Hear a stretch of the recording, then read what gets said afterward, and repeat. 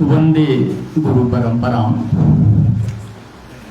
इस सभा में उपस्थित मंचासीन श्रेष्ठ विद्वानों को नमन और सभागार में उपस्थित सभी शुद्धि श्रोताओं को, कवियों को बहुत बहुत अभिनंदन, स्वागत है।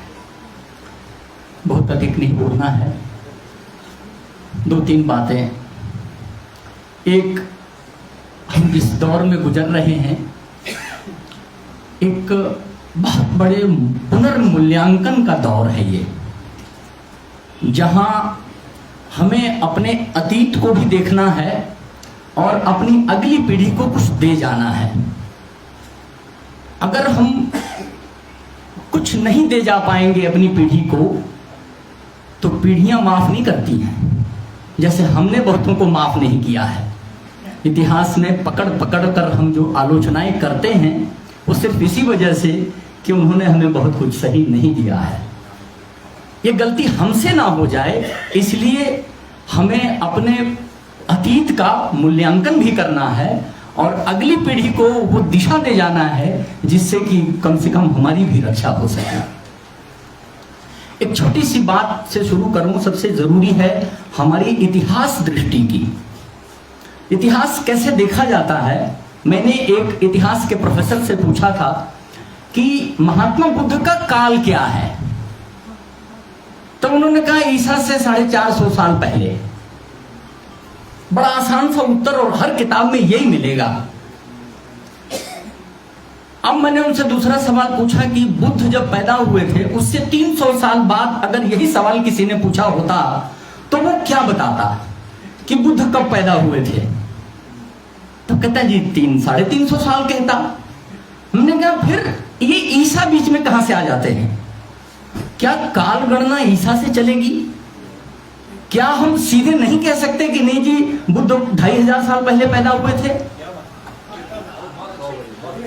ये हमारी दृष्टि क्यों नहीं जा पा रही है कि हम ये कह पाए कि नहीं बुद्ध 2500 साल पहले हुए थे? काल क्या किसी व्यक्ति के अनुसार चलता है? सूरज, कोई तिथि क्या किसी व्यक्ति के अनुसार चलती है? ये ईसा कौन थे? क्या ईसा ही दुनिया में एक ऐसे थे जिन्होंने काल को बदल दिया? उससे पहले का काल है ही नहीं। हमारी दृष्टि अभी नहीं जा रही है, हमें इसको सोचना है। और गई कैसे नहीं है कि हम मॉडर्न हो गए, थोड़ा सा हम अपनी परंपरा में चले जाएं। कोई एक ऐसी पूजा पद्धति बता दीजिए जिसमें हमारे इन काल गणना की चर्चा ना होती हो।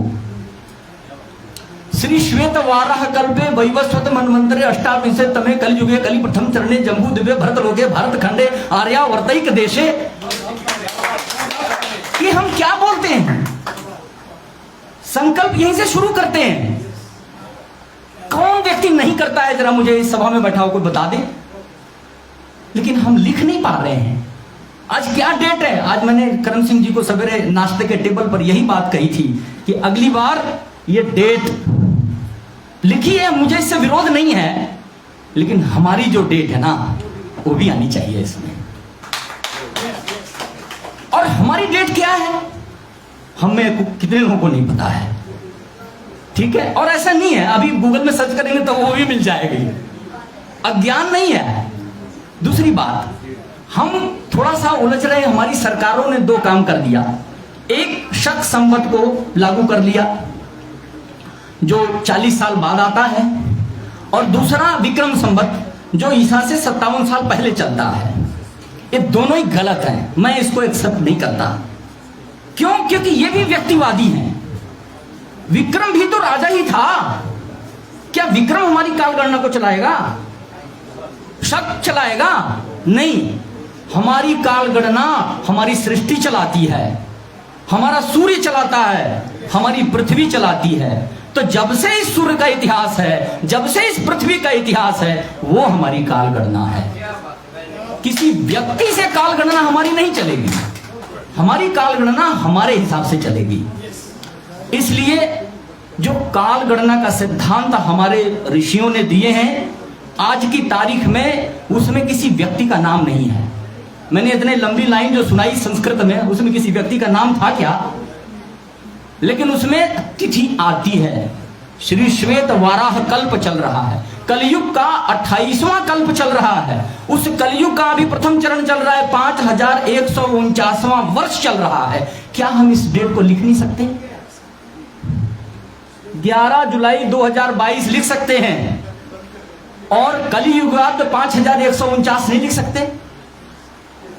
तो कम से कम जो हमारी वास्तविक और पारंपरिक कालगणना है, अगर केवल उस डेट को यहां लिखना शुरू कर देंगे तो हमारा इतिहास 5000 साल पीछे चला जाता है। हमारी गणना 5000 साल पीछे से शुरू होती है, बाकी दुनिया की गणना सिर्फ 2000 सालों की है। तो हमें अपनी दृष्टि बदलने की जरूरत है। अब आई दूसरी बात, आज हम जिस महापुरुष के कैरेक्टर पर बात करने आए हैं, इतिहास क्यों जानना है हमें, यह भी एक बहुत महत्वपूर्ण। आज हम क्यों जानना चाहते हैं पहाड़ी गांधी के बारे में? इनको कहा गया कि आप इस विषय पर शोध पत्र पढ़ेंगे।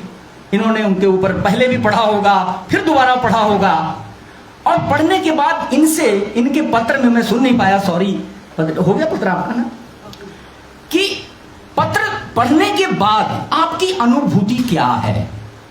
एक अनुभूति होती है दूसरों को देना और दूसरा होती है लेना। आपने स्वयं कितना लिया है? जब हम किसी कैरेक्टर को जानना चाहते हैं तो हम सबसे पहले यही देखते हैं कि इस आदमी ने अपने कैरेक्टर में क्या किया था। जैसे पहाड़ी गांधी क्यों कह दिए उनको? कहीं ना कहीं महात्मा गांधी से संबंध जोड़ते हैं उनका। महात्मा गांधी ने ऐसा क्या कर दिया? महात्मा गांधी ने सबसे पहले अपने चरित्र को ठीक किया था।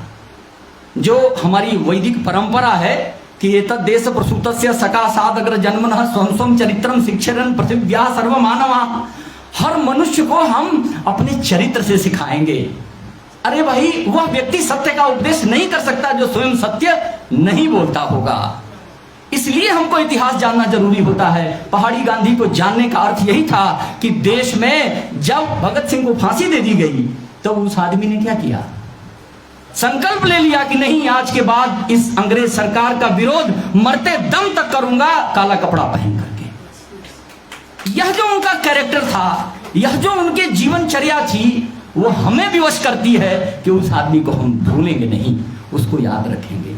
यदि ऐसा कैरेक्टर हमारे जीवन में आता है, हम अपने जीवन में अपनाकर अपनी जीवनचर्या से अगली पीढ़ी को कुछ दे जाते हैं, यही हमारा जीवन का सारा रहस्य रह जाएगा।